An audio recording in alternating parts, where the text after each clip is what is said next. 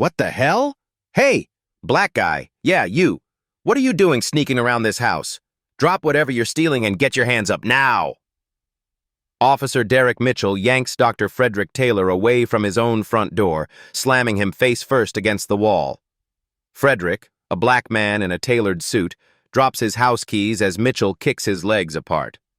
Officer, stop! This is my home. I'm not... Save it. You black boys always got some story.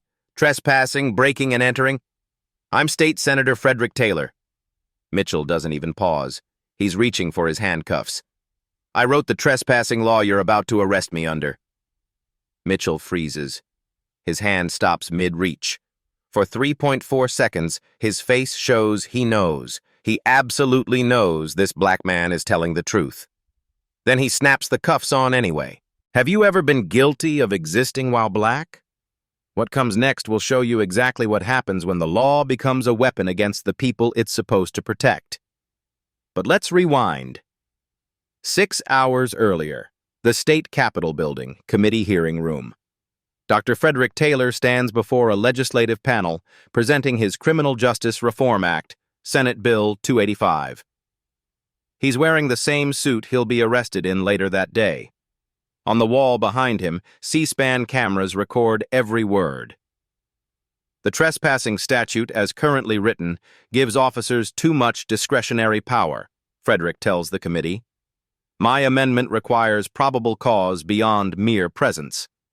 An officer must articulate specific criminal activity, not suspicion based on appearance, not assumptions based on who they think belongs somewhere. A few legislators nod. Most look bored. They've heard this speech before. Frederick has been fighting this fight for 15 years. Cut to a flash forward, handcuffs clicking shut. Then back. Frederick's office an hour later. The walls tell his story. Framed law degree from Yale, photo with the governor, commendations from civil rights organizations. His chief aide, Maya Rodriguez, is reminding him about tonight's neighborhood watch meeting. Senator, the Westbrook Hills meeting is at 7. You sure you want to go? After last month's incident with the Johnsons calling the cops on that delivery driver? Frederick closes his briefcase. Maya, I live there. If I don't show up, I'm proving their point. What point? That black people don't belong in million-dollar homes? Exactly that point. Westbrook Hills. Median home price, $1.2 million. Black residents, 4%. The neighborhood looks like a postcard. Manicured lawns, security cameras on every corner, Range Rovers in every driveway. Everyone who lives here worked hard to get here. Everyone earned their place, except when they're black, apparently. Then they need to prove it, every single day. One resident, Patricia Brennan, has lived on Elmwood Drive for 20 years. She watches from her window as Frederick's car passes. She's seen him before, at HOA meetings, getting his mail, mowing his lawn. But somehow, she never quite remembers.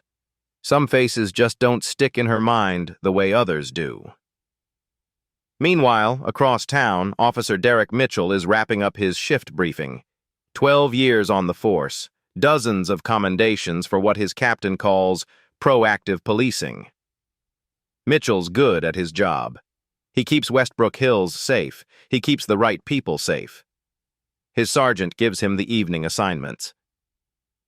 Mitchell, you know the drill. Westbrook Hills residents pay taxes. They call, we respond. Keep the peace, keep them happy.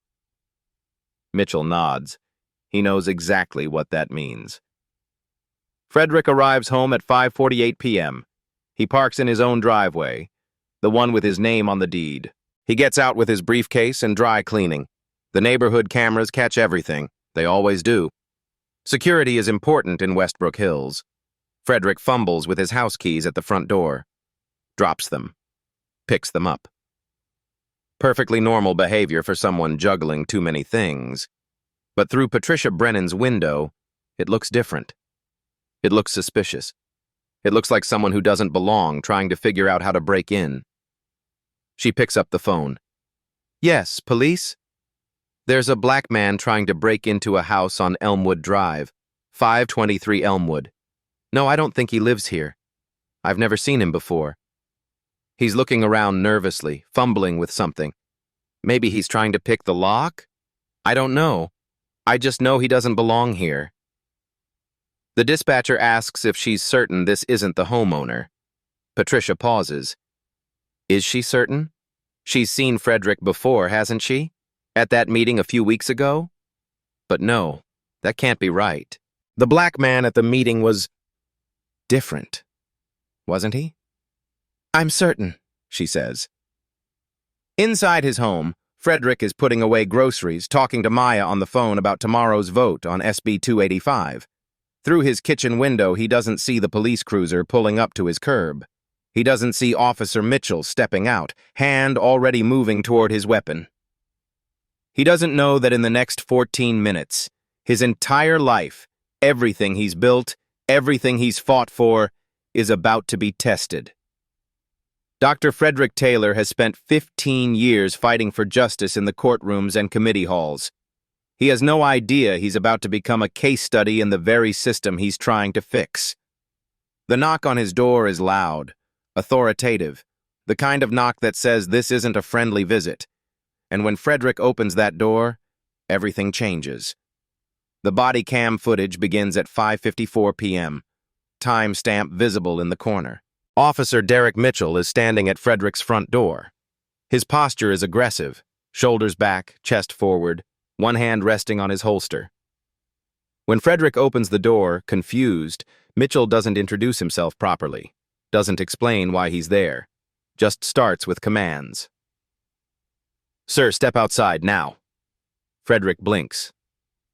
I'm sorry, what's this about? We received a call about a break-in.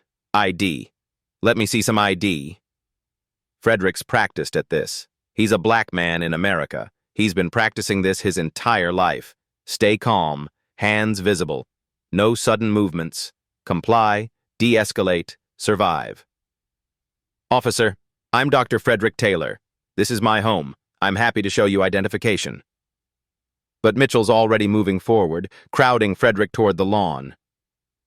Keep your hands where I can see them. Frederick steps outside, closing the door behind him. An instinctive choice. Don't let the confrontation inside your home. Keep it visible. Keep witnesses. The neighborhood is watching now. Curtains moving.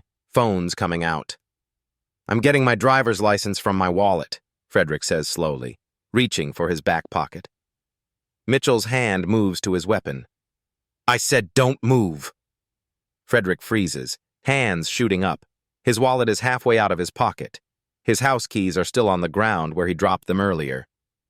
This is when Officer Rachel Wilson pulls up, the backup Mitchell called for. She's younger, less certain.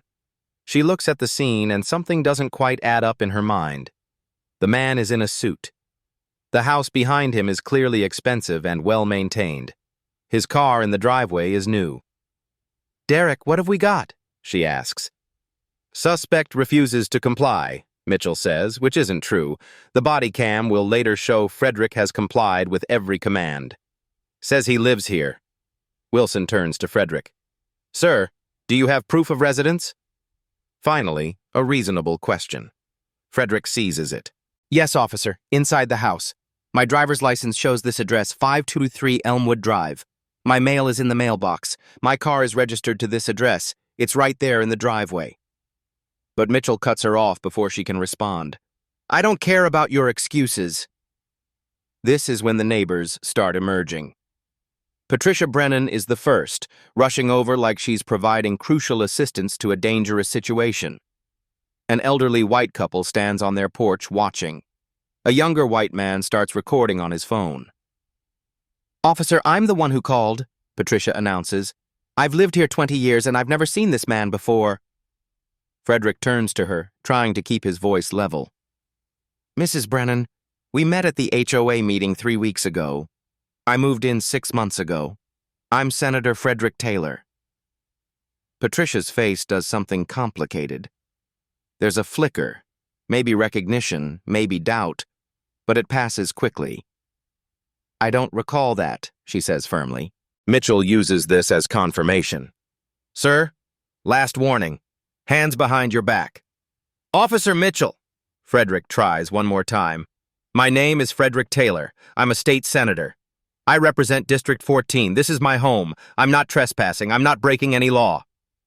Mitchell grabs Frederick's arm, spinning him around.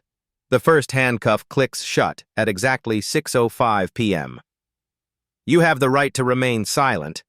I'm State Senator Frederick Taylor. Mitchell's laugh is cold. Sure you are, and I'm the governor. Someone in the crowd, it sounds like the younger neighbor, yells out, He's telling the truth. That is Senator Taylor. Mitchell ignores it completely. The second cuff clicks shut. And this is the moment. This is where everything hinges. Frederick stops moving. He's in handcuffs now, standing on his own lawn, surrounded by neighbors, with 2 police officers behind him. He makes Mitchell face him, forces eye contact. Officer Mitchell, badge 7743. Frederick's voice is calm, but there's steel underneath. The statute you just cited, 13.8.2, criminal trespassing. Do you know who wrote that law? Mitchell's annoyed now. He tugs on Frederick's arm, trying to walk him toward the cruiser. I don't care who... Frederick interrupts. Each word is deliberate. Each word is a hammer. I wrote that law. Senate Bill 285 passed in 2022. I personally authored the revision you just invoked. I wrote the exact statute you're using to arrest me on my own property. And Mitchell freezes. The body cam catches it perfectly. Timestamp, 6:06:48 p.m. Mitchell's hand stops mid-pull on Frederick's arm. His eyes widen. He blinks twice, rapidly. His entire body goes still for exactly 3.4 seconds. Someone will later count the frames. His face does everything. Confusion first, then doubt, then recognition, then fear. His jaw tightens. His grip on Frederick's arm loosens just slightly.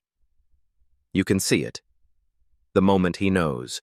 The moment he absolutely knows this black man is telling the truth. Officer Wilson steps forward, urgent. Derek, we should verify. Mitchell recovers. His voice is less certain now, but he pushes through. Anyone can claim anything. Frederick presses his advantage. Even in handcuffs, even humiliated in front of his neighbors, he's still a lawyer, still a strategist. My driver's license is in my wallet. It shows this address, my name. Call the state capitol, call the governor's office, or check your own database. Every arrest I've advocated against, every reform I've proposed, it's all in there. Mitchell looks at the house, at Frederick's car in the driveway, at the keys still on the ground. The pieces are fitting together in his mind, and he doesn't like the picture they're making. The 911 call said, he starts. Frederick cuts him off. The 911 call was wrong, and you had probable cause to verify that before you touched me. You had my address. You could see my keys. You could see this is clearly my home. You chose not to verify. You chose to arrest first and ask questions. Never. For a second time, Mitchell freezes. The body cam shows sweat on his forehead now. He knows he's wrong. Every cop instinct he has is screaming that he's wrong. But there's another instinct fighting it. The instinct that says backing down now in front of all these witnesses in front of his partner means admitting he racially profiled a state senator. Wilson tries again. Derek, if he's telling the truth, and I think he is, we need to stop this now.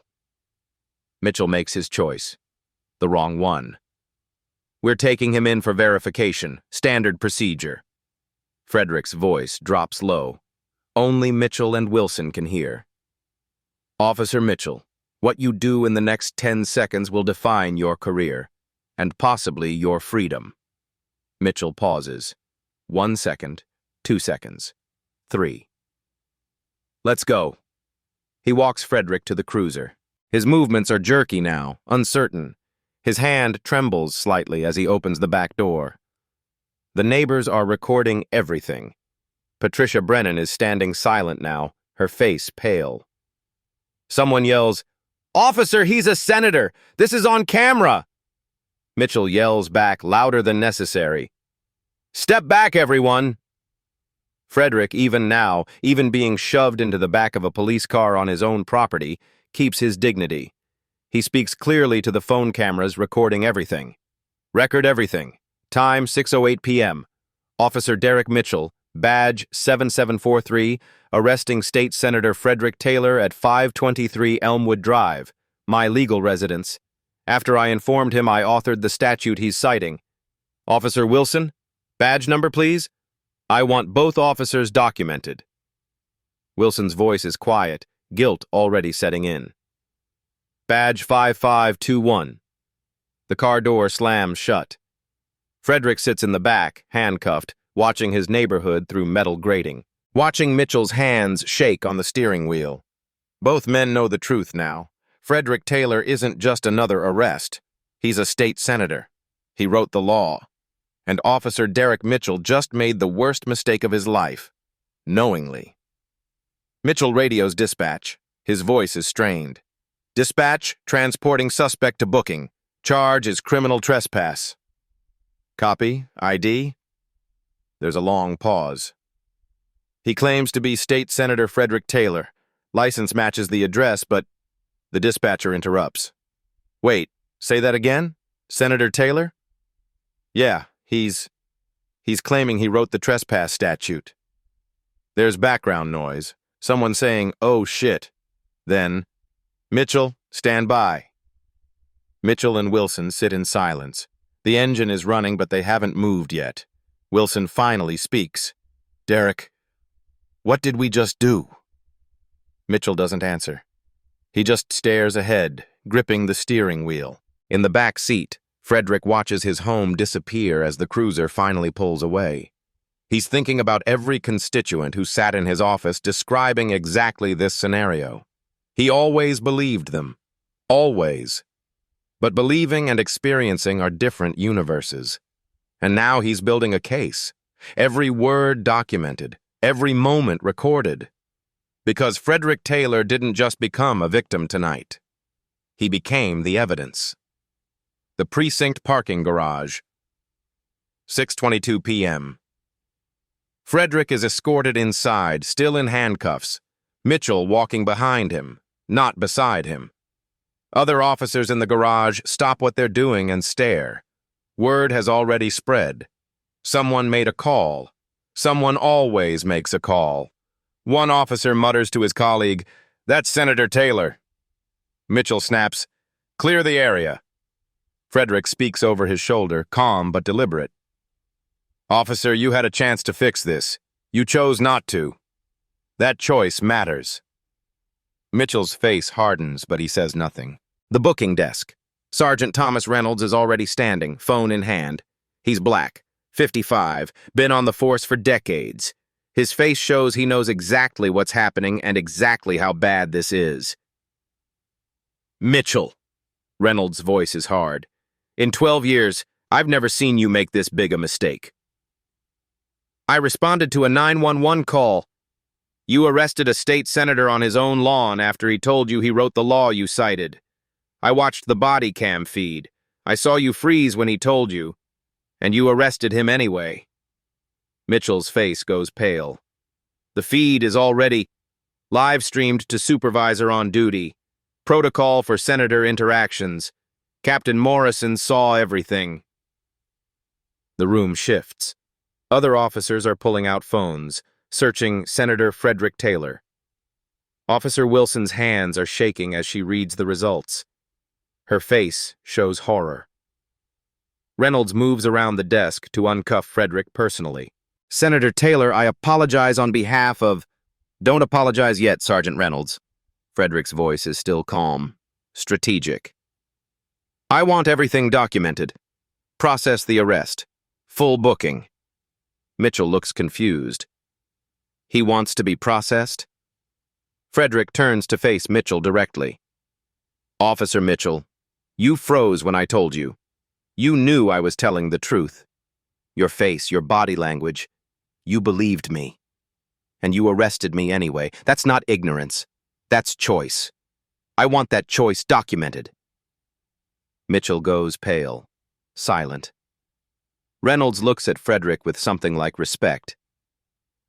Give me your body cam, Mitchell. Now.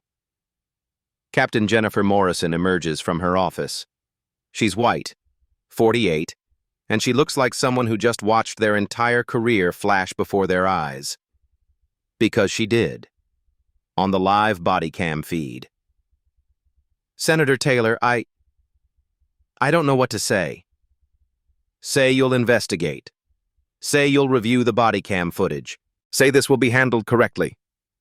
Of course. Mitchell, my office. Now. Frederick's not done. Captain, I want to file a formal complaint. I want an internal investigation. I want the 911 call pulled. And I want the pattern investigated. How many other black residents in Westbrook Hills have been stopped in the past year? Morrison nods slowly. The implications are dawning on her. This isn't just one arrest. This is about to become a federal case. From Morrison's office, the door slightly ajar, voices drift out. I responded to a legitimate 911 call. The caller said a black man was at a house. You didn't verify anything. Derek, we watched the live feed. You froze when he said he wrote the law. You knew. Why did you continue? I thought he might be lying. Your face said otherwise. The camera doesn't lie, Mitchell. Back in the main area, phones are ringing.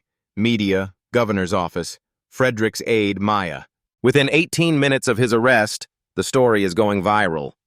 Neighbor videos are uploading to Twitter, TikTok, Instagram. The body cam footage is being leaked. Someone in the precinct sent it out. The freeze moment is being shared thousands of times per minute. The precinct isn't just facing an internal investigation anymore. It's facing a national scandal. Frederick is offered a chair. Coffee. Apologies. He accepts the chair, declines everything else. He's watching the chaos unfold with the calm of someone who expected exactly this. Because he did expect it. He's been warning about this for 15 years. An officer approaches Reynolds quietly. Sarge, the phones are exploding. CNN, MSNBC, local news. Everyone wants a statement. Reynolds looks at Frederick. Senator, we're releasing you immediately. No charges. I don't accept that. Morrison, overhearing from her office doorway, looks confused. Sir? If you release me with no charges, it's a misunderstanding. If you process the arrest and then dismiss it, it's a documented civil rights violation. I want documentation. Reynolds nods slowly. He's right. We need the paper trail. Morrison sighs. You're making this harder on yourself. Frederick's smile is thin. I'm making this impossible to sweep under the rug. 40 minutes later, Frederick walks out the front entrance of the precinct. Cameras are waiting. Reporters surge forward. Senator Taylor, what happened? Frederick stops, looks directly into the cameras. I was arrested for trespassing in my own home. I was handcuffed on my own lawn. And I was charged under a law I personally authored to prevent exactly this kind of abuse. If this can happen to a state senator, imagine what happens to people without power, without platform, without protection. The clip will be viral within minutes. By sunrise, America has seen the moment. The moment. The moment. Officer Derek Mitchell froze. The news networks play it on loop. Close-up body cam footage, timestamp visible, 6:06:48 p.m. Frederick's voice, clear and calm. I wrote that law. Mitchell's eyes widening. The 3.4 seconds of complete stillness. His face doing everything. Confusion, doubt, recognition, fear. And then the choice. The conscious choice to continue anyway. Social media has slowed it down, analyzed it frame by frame, added captions, turned it into a teaching moment.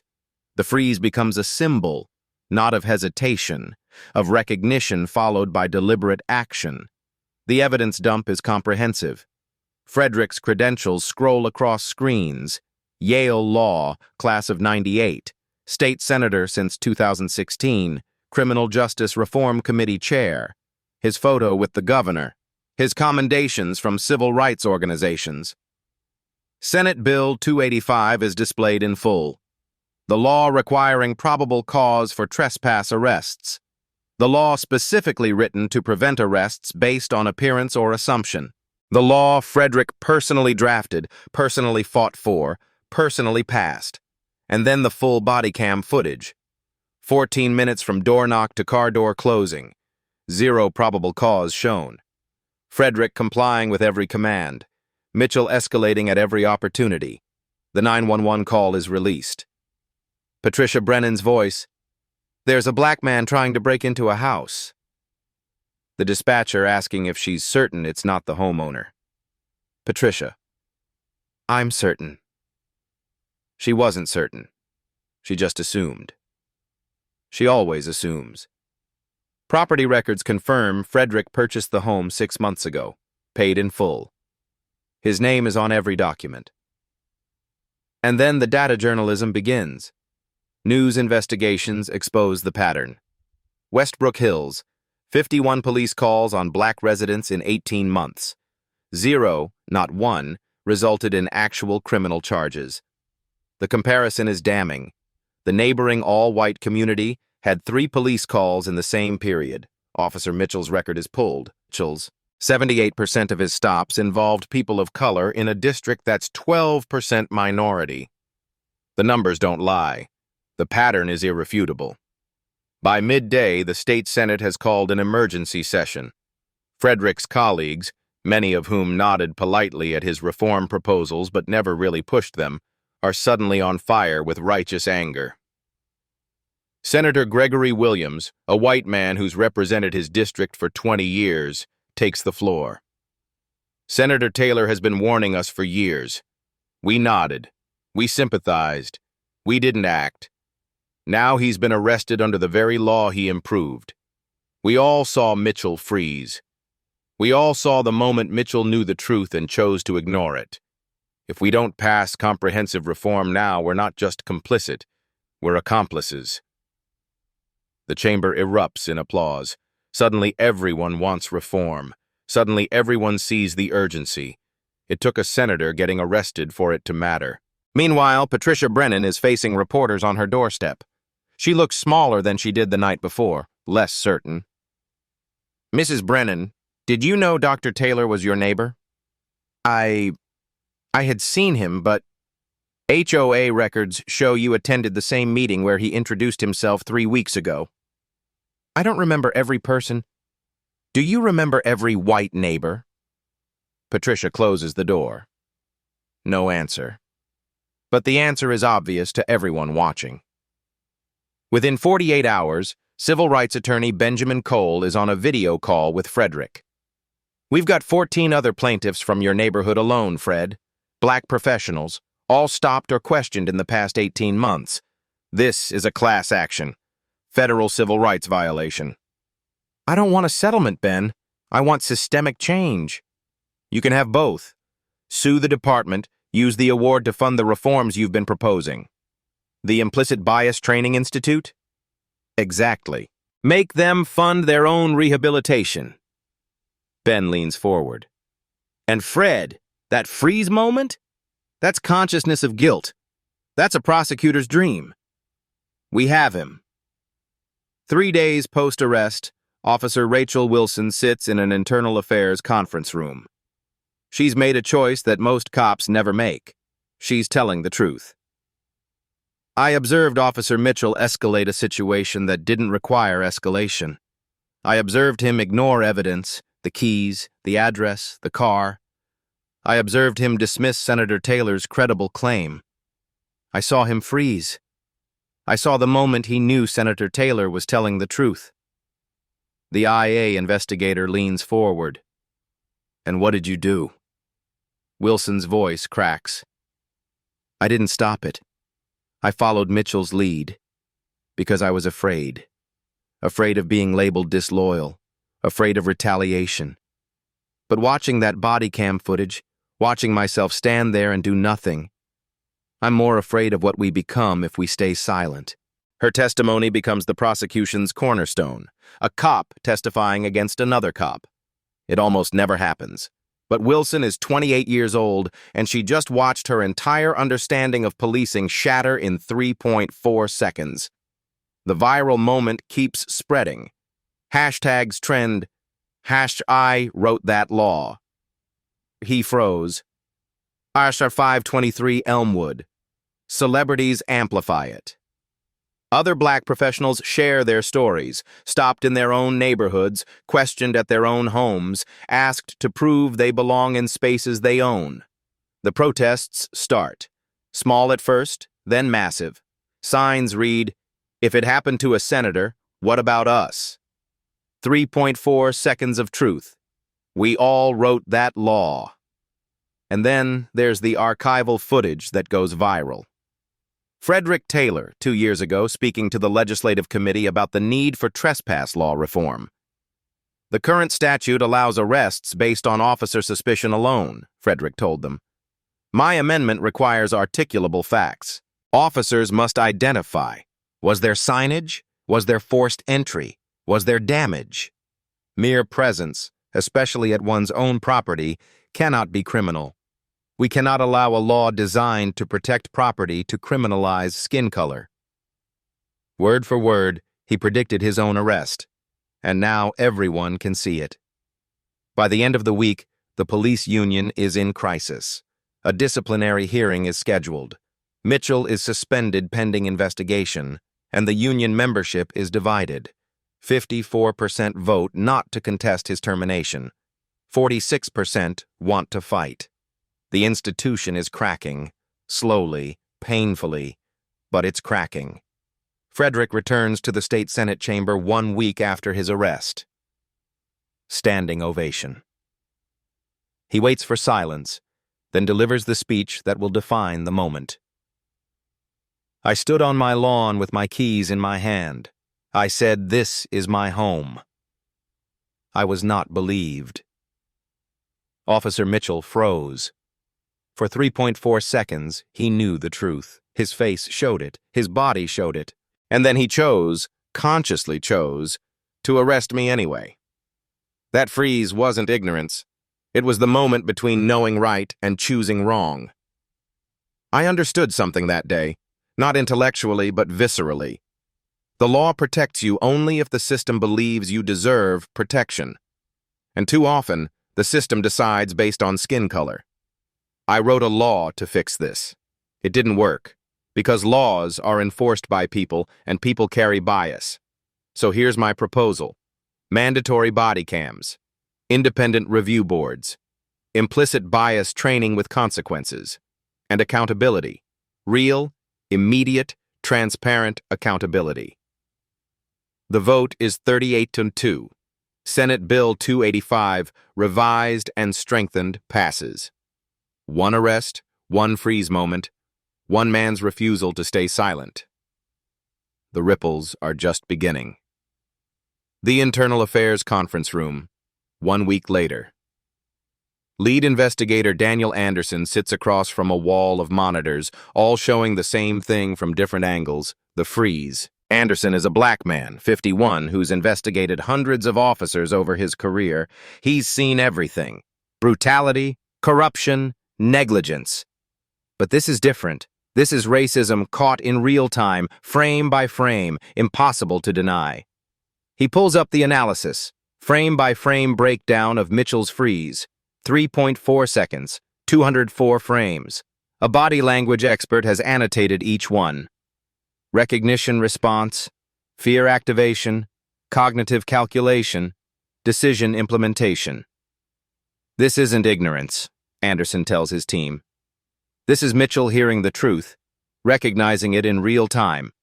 We have 3.4 seconds of recognition on camera and choosing to ignore it. That's textbook deliberate indifference. He pulls up more data. Mitchell's stop records over 18 months. 94% of his stops involving black individuals included the phrase suspicious behavior in the report. Only 12% of stops involving white individuals used that language. Same precinct, same neighborhood beats, same officer. The pattern is mathematical. The bias is quantifiable. In another room, Dr. Ramona Jeffries, an expert in racial coding and linguistic analysis, is reviewing Patricia Brennan's 911 call. When she says nervous, she means black, Dr. Jeffries explains to the investigative team. When she says doesn't belong, she means black. When she says looking around, which is normal human behavior, she interprets it through a racial lens because the person doing it is black. The team asks if she can prove that. Patricia Brennan made 8 calls to police in 18 months. All 8 reported black individuals. 0 reported white individuals.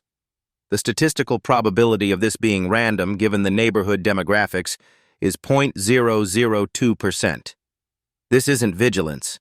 This is targeted surveillance of black bodies. Meanwhile, investigators are canvassing Westbrook Hills, interviewing neighbors. The testimonies paint a picture of a community divided by sight. One white male neighbor, "I've seen Senator Taylor, nice guy. Waved to him a couple times." "Did you witness the arrest?" "Yeah, from my window. Seemed excessive." "Did you intervene?" Silence. Another neighbor, white female. "We were glad someone called the police. You can't be too careful." "Careful about what?" "Property values, crime." "Senator Taylor is a crime risk?" "I didn't say that." "You implied it." And then there's the other black homeowner in Westbrook Hills, one of only 3 in the entire development. "I've been stopped twice in 18 months, he tells investigators. Once in my own driveway. Once walking my dog at 6 p.m. No one calls the cops when white folks walk their dogs. But apparently I'm suspicious. In my own neighborhood. That I bought. That I pay taxes on. 2 weeks post-arrest, Mitchell's disciplinary hearing. The board consists of Captain Morrison, 2 community representatives including Councilwoman Davis, a black woman, and Mitchell's union lawyer. The freeze moment is played on a large screen. Multiple angles. Slow motion. Everyone in the room watches Mitchell's face recognize the truth. Morrison pauses the video at the exact freeze frame. "Derek, what were you thinking in this moment?" Mitchell stares at his own face on the screen. I thought..." Councilwoman Davis leans forward. "You thought what? That a state senator was lying? That his driver's license was fake? That the house keys in his hand were props? What exactly were you thinking when your face clearly shows you believed him?" Mitchell's voice is quiet. "I thought if I backed down, I'd look weak." The room goes silent. "You chose ego over evidence," Davis says. "You chose image over integrity. And you made that choice here." She points at the freeze frame. "In this moment. When you knew." The union lawyer tries to recover. "This is over-analysis of a split-second decision." 3.4 seconds isn't split-second, Morrison interrupts. "That's enough time to think, should I verify this? That's enough time to say, let me see your ID. That's enough time to make the right choice. He made the wrong one." Across town, Patricia Brennan is in civil court, facing misdemeanor charges for filing a false police report. "Mrs. Brennan, you told the 911 operator Dr. Taylor was breaking in. What evidence did you have?" "He was fumbling with keys. His keys. To his house." "I didn't know that." "You didn't ask. You didn't verify. You assumed. And your assumption resulted in a state senator being arrested on his own property." The prosecutor pauses. "Mrs. Brennan, how many of your white neighbors have you called the police on?" Patricia's face crumbles. "I was scared. I've lived here 20 years. The neighborhood is changing. I just wanted to feel safe." "At whose expense? Senator Taylor's safety? His dignity? His right to exist in his own home without being criminalized?" Patricia takes a plea deal, community service at a racial justice nonprofit, mandatory bias training, a fine. It's not enough, but it's something. It's accountability, however small. The external audit results are released at a city press conference. The mayor reads from an 89-page report. Westbrook Hills, 51 false calls on black residents over 18 months. 0 resulted in criminal charges. Citywide, black residents are 8 times more likely to be stopped in predominantly white neighborhoods than white residents in any neighborhood. Precinct-wide, 23 officers show statistically significant racial disparities in their stop patterns. Training gaps. Only 12% of officers completed voluntary implicit bias training. This isn't about one officer, the mayor says. This is about a culture that tolerates discrimination under the guise of public safety. Officer Mitchell's freeze moment shows us something crucial. He knew. He recognized the truth, and the system he works within gave him permission to ignore it. That ends today. Benjamin Cole's law office is war room organized. Documents everywhere. Depositions, evidence, data. We've got everything, Frederick, Cole says. Mitchell on video dismissing your credentials. The freeze, 3.4 seconds of consciousness of guilt. Patricia's pattern of racially motivated calls. The department's failure to train. The systemic pattern of racial profiling. This is an $8 million case. I don't want $8 million. Then what do you want? A consent decree, federal oversight, mandatory reforms, body cam accountability, a citizen review board with real power, and every dollar from the settlement funds it. Cole smiles. You're going to make them pay for their own reform. Exactly. At 3 weeks post-arrest, Officer Rachel Wilson stands at a community forum. She's made herself the face of change from within.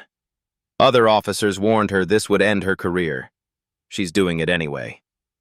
I was there, she tells the packed room. I saw Officer Mitchell escalate. I saw Senator Taylor comply. I saw Mitchell freeze. I saw the moment truth registered on his face. And I did nothing. I followed Mitchell's lead because I was choosing my career over someone's rights. I'm here to say, no more. I'm testifying against Mitchell. I'm supporting the consent decree. I'm demanding we change this culture from the inside. The community gives her a standing ovation. 49 other officers have signed a petition supporting reform. It's not most of the force, but it's a start. National media coverage intensifies. CNN runs a special, The 3.4 Seconds That Exposed Systemic Racism. MSNBC does a documentary on Frederick's arrest and the pattern it revealed. Even Fox News covers it, though the framing is different. But the freeze moment transcends politics. It's being used in sociology classes, criminal justice programs, police academies, the good ones, the ones willing to examine their own failures. It becomes a teaching tool, a moment of truth that can't be argued away. Late one night, Mitchell sits alone in his house watching the body cam footage. He's watched it dozens of times now, always pausing at the freeze, at his own face, at the moment he knew. Did he see his bias in that moment? His fear? His choice?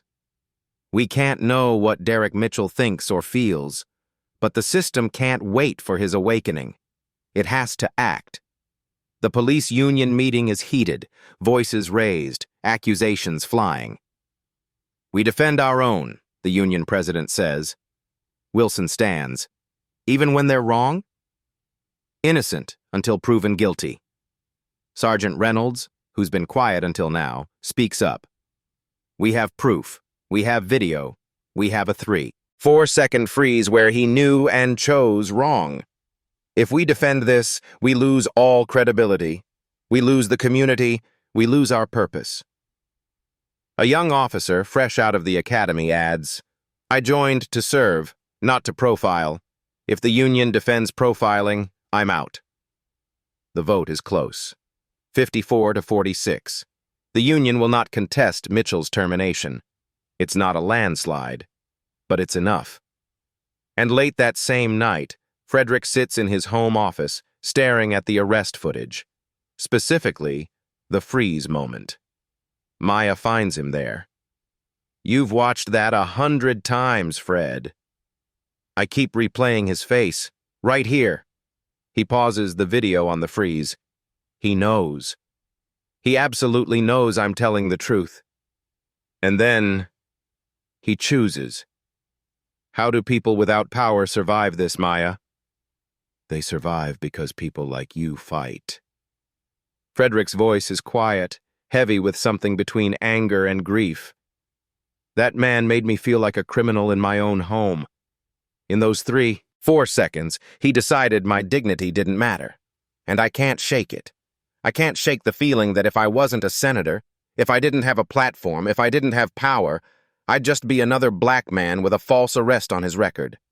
Another statistic. Another story no one believes. Maya sits beside him. But you are a senator.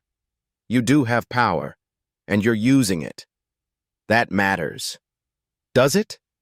I wrote the law, Maya. I wrote the exact law meant to prevent this, and it didn't work.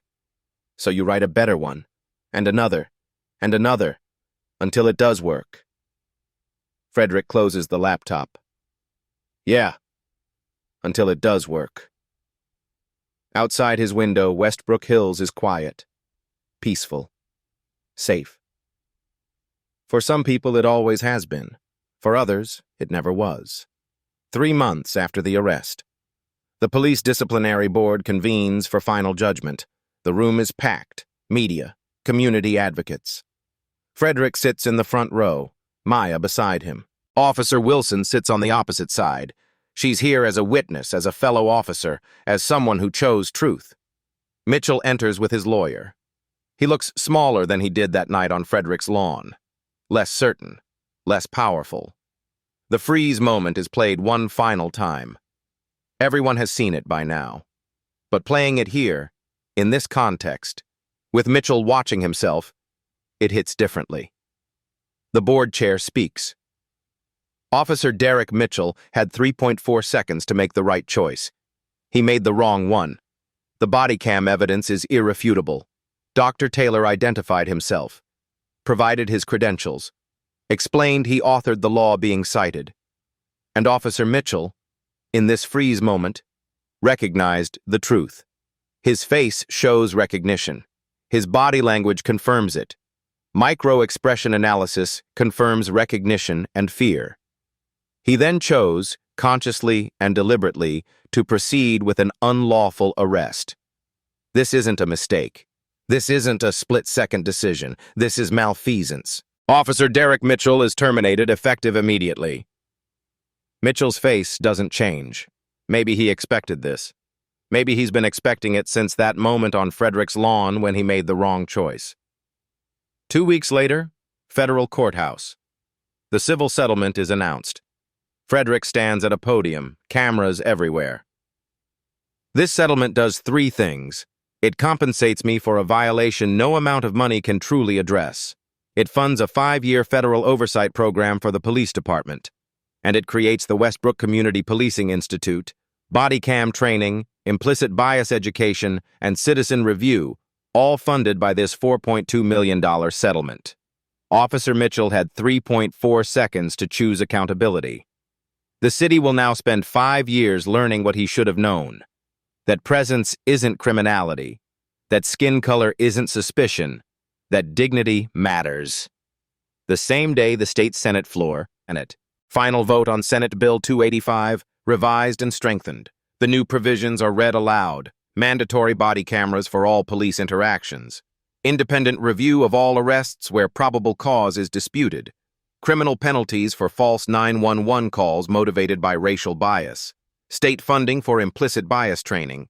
No longer voluntary, now required. And a new provision, dubbed the recognition requirement. Officers must articulate specific criminal activity, not general suspicion or appearance-based assumptions. Frederick speaks last. I wrote a law. It wasn't enough. I was arrested under that law. That became the evidence we needed. Now we have a law with enforcement, with accountability, with teeth. This is what justice looks like. Slow, painful, and purchased with dignity. But it's justice nonetheless. The vote is 48-0, unanimous. It will be signed into law within the week. 6 months later, Patricia Brennan is completing her community service at a racial justice nonprofit. Her court-ordered hours are finished. The director tells her she can leave. Can I stay? Patricia asks. Volunteer more? I'm starting to understand what I didn't see before. Understanding is just the start, the director says. I know, but it's a start I should have made 20 years ago. It's not redemption, but it's growth. And growth matters. Officer Wilson stands in front of a police academy class. She's the new training coordinator. On the screen behind her, the freeze moment. This is what implicit bias looks like, she tells the recruits. Not hatred, not malice, just assumption. Watch this moment. She plays the freeze. Officer Mitchell knows. Right here. You can see it in his eyes. Recognition, and then choice. Your job is to recognize that moment in yourselves and choose differently. Question your assumptions before you reach for your handcuffs. Derek Mitchell works private security now. He appealed his termination. He lost. Whether he found understanding, whether he examined his bias, whether he changed, we don't know. The system can punish. It can't force growth, but it can choose not to enable. 1 year later, Frederick waters plants on his front lawn. Neighbors wave. A new family, Latino, young kids, stops to introduce themselves. Senator Taylor, welcome to the neighborhood. Frederick smiles. I've been here 18 months. I know. I meant it differently. We're glad you're here. Small victories, hard-won belonging. Frederick Taylor still lives at 523 Elmwood Drive. He still introduces himself to new neighbors. But now, they introduce themselves first. 1 year and 1 week after the arrest. Ribbon-cutting ceremony. The Westbrook Community Policing Institute opens its doors. Frederick stands with Captain Morrison, Officer Wilson, community leaders, and dozens of residents.